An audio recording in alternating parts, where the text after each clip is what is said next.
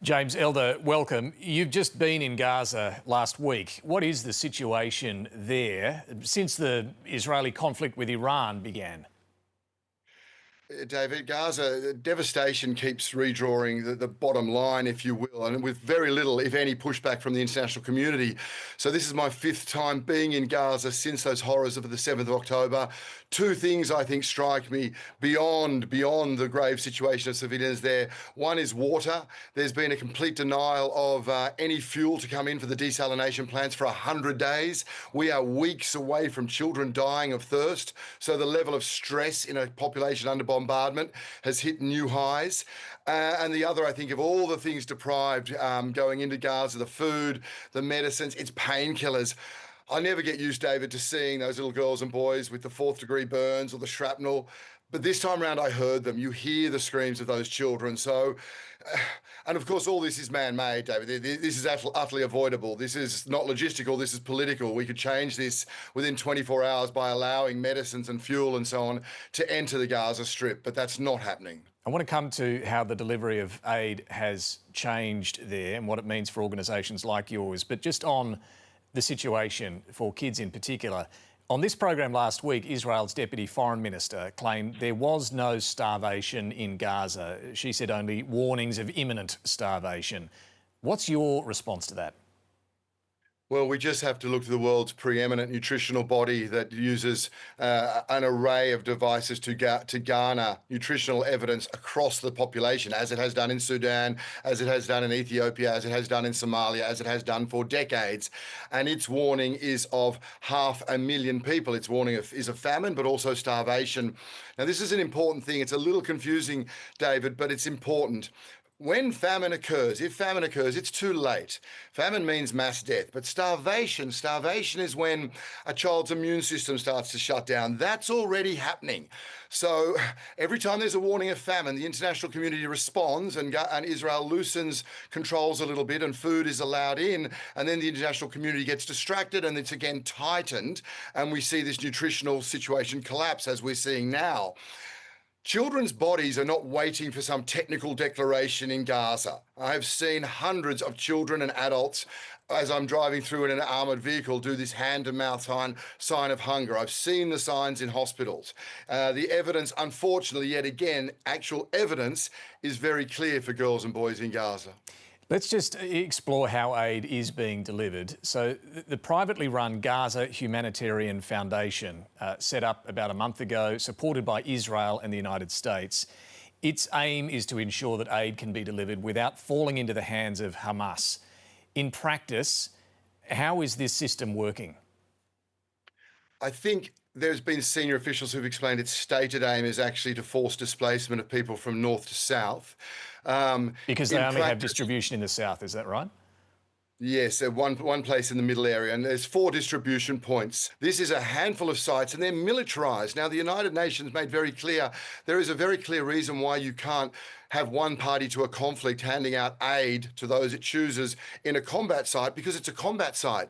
So we have now seen reports of 400, 500 people killed around these distribution points, because people go there because they are being starved, such is the level of deprivation. They're forced to go to these sites. They were described to me, David, as like the Hunger Games, corralled into like cattle pens. And then there's firing, there's tank shells. I met a little boy who went to get bread, who was killed at one of these sites.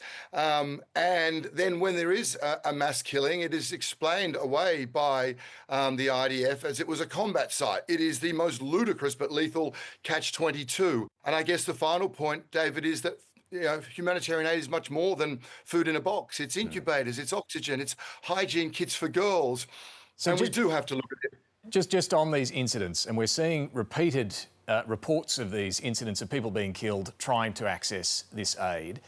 As you point out, Israel is casting doubt on whether this is even happening. On a couple of occasions, it said it will investigate. What have you actually seen? Because, yes, we're relying on what's coming from the Hamas-run health officials in Gaza, but what further evidence is there that these killings, as you describe them, are actually happening? I've spoken to dozens of people, and this is when I'm going around to a program not to speak about these sites, but to speak about our cash work, or to talk to women who've got malnourished children and do that supply. And it always comes up because there are some young boys who are going to go there or have been there or want to go. And I've spoken to young men who've been there 7 times and never succeeded. The stories are consistent. We go, we're put in cages, there are quadcopters, at some point there is shooting, and then often there's tank fire. And I think the officials have been quite clear on who has done that shooting, because they've explained that these are combat sites. Again, cannot lure a civilian population to a combat site and then excuse away killing them. So for one little example, because I think it was key to understand, go through the fog of war, I went to a hospital and I met a little 13-year-old boy, David. This is Abdul Rahman, incredibly brave boy, just sitting on his bed. He has insisted he sit up. He's insisted that he sit up to have this, to be in this shot.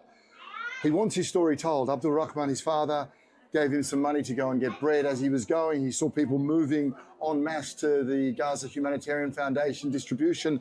So he thought this was his chance to get more than just bread for his family. He went standard story on any day: chaos, drones, gunfire, a tank shell exploded, ripped through his stomach.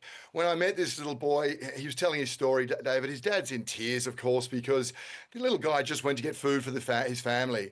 After my 2 weeks in Gaza, on my final day, this little guy, Abed al-Rahman, died of those injuries, died trying to get food for his family. This is not a one-off. This is happening consistently and will continue to, because it's a combat site. This is why you cannot invite people in to a combat zone to distribute aid. And just explain to us, organisations like UNICEF and others, like World Central Kitchen, you're still able to deliver aid, but what are the restrictions you're facing? Yeah, it's a great question. So UNICEF is fortunate. Our mandate is so broad. So we do education, we do trauma. I mean, this is the only place in the world that UNICEF sadly can say that every single child requires mental health support. So we do amazing work there. Remembering, child psychologists tell me in Gaza, it's not called PTSD because there's no P, nothing is post. Traumas are ongoing, children get new traumas, they intersect. The water work we do is huge, but again, we are down to 20% based on fuel. I've been to nutrition distributions for malnourished children. Hundreds and hundreds of women and grandmothers with malnourished babies, and yet not all of them get the support that they need. So we know we're at 10-15% of our capacity based on the deprivation. We almost have another full blockade. It's the additional risk of these militarized, weaponized sites. Even though there's only 4 of them, and even though at their very best they promise to only reach 10 to 15% of the population, it'll be many less than that, it is designed to sideline a humanitarian system. It is a concern, I guess, David, that there are very few people bearing witness, and we've asked so many times to allow international journalists to show the truth, to show the evidence, which is so starkly apparent there. And of course, if the United Nations is sidelined, those tried and tested systems, then a whole range of other people who are able to bear witness to these daily atrocities would be removed from Gaza. James Elder, thanks for joining us. Thanks, David.